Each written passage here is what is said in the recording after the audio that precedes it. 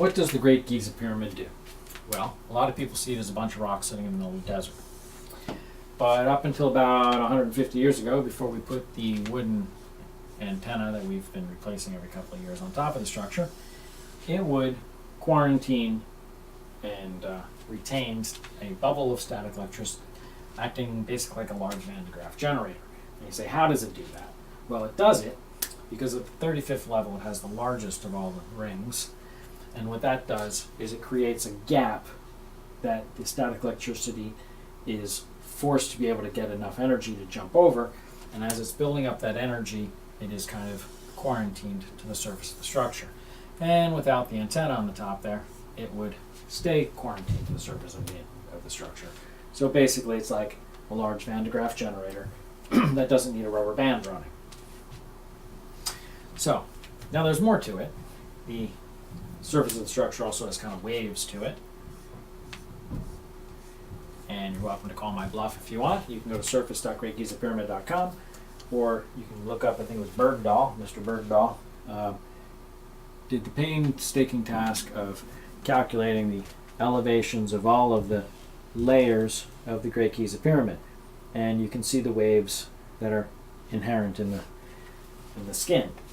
Now, these waves would help to pull the static electricity up to the top of it, probably keeping it from venting to ground that much more, and the stunting up here kept it from venting off.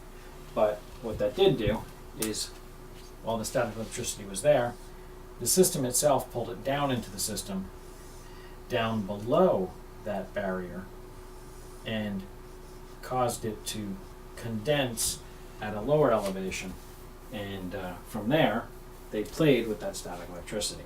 Now exactly what they did with it I'm still working on, but the fact that they did it is almost irrefutable. How would you get it from the top to the bottom? Well, I'll tell you, you use water. And instead of just spraying a water hose up top, they did something unique and ingenious. In the bottom part of the structure, you have an area that goes down and is confronted with earth. Normal everyday rocks, earth, stuff you would shovel into. This is actually going to be your anode and off vent oxygen. At ground level, right there, they have another section which grounds with earth. This is going to be the antithesis of that. This will be your hydrogen. Now, the way that this room is engineered, the hydrogen is captured into a bubble on the top and kept within the system because there's a bubble on the bottom that breaches over. Now, I believe this also helps keep the water in there, so the water is actually what causes the bubble so the gases stay separated. Keep them separated. This gets its water flow because it comes off this bottom pipe, goes up through and comes up to there. Now, the water level within the structure is maintained at an elevation just below the main walkway of the Queen's Chamber. I say walkway, but it's really not.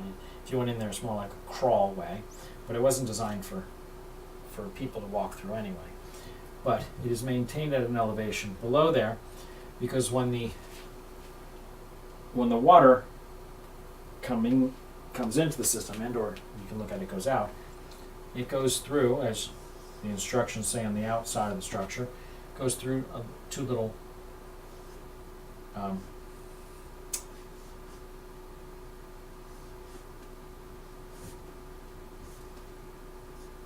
two little bubble gaps.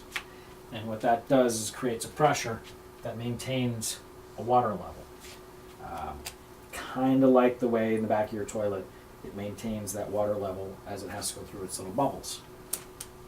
This also maintains an air pressure. You also have from the side of it the air outlet, which makes sure that the pressure within here is at a certain pressure. I mean, it's a very simple but complicated setup that they have there, and it's designed to maintain the water level within the structure and allows for movement of gases and water in and gases out while maintaining this water level. It was quite an ingenious setup the way they did it, but that maintains the water level at a lower elevation than the water actually outside the system, so that the water in here continues to condense at something that technically is below water level, but the physical water level is at a lower elevation.